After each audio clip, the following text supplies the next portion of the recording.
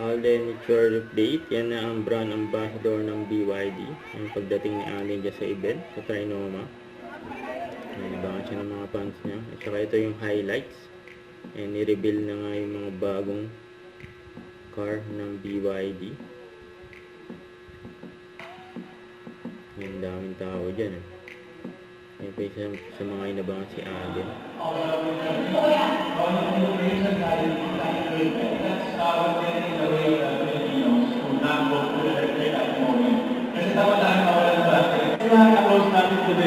Going in, I think it's time to make it official. Pwede na kayo pumirma ng registration form dito. Sabi natin. Saan na kayo dun? Oo, for that. Hindi na kayo bigyan ako doon. Yung bayad, ha? Yung bayad, will direct ka? Will direct. Ladies and gentlemen, tulad daw in din, was everyone convinced to go full electric? Parang mahihina. Is everyone convinced to go full electric? Let's go! Kung hindi pa kayo na-convinced with all the things that we showcased for tonight, let's call back on stage Mr. Papalaka. Let's go electric! Sir, baka hindi pa kasi-convinced eh. Tapos yun ba? Yung pinagkaguluhan na nga si Alden dyan sa stage.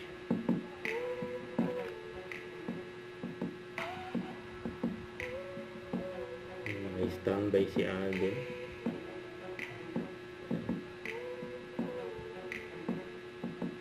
Yan, kasama yung mga organizer ng event ng BYD. Ayan, may kausap si Alden. Yung nilapitan niya.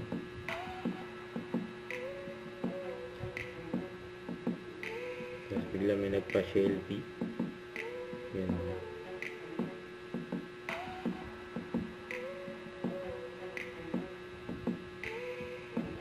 Selfie time.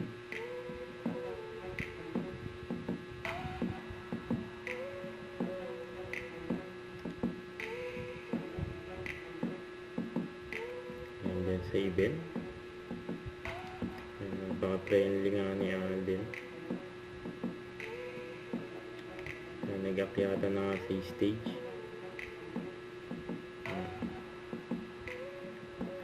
Google picture silang lahat. Sama ng mga car ng BYD. May pagbiruan pa si Alden. Don't forget to subscribe, click the notification bell for my update. This is Richard the Action Live. Stay tuned for more videos. See ya.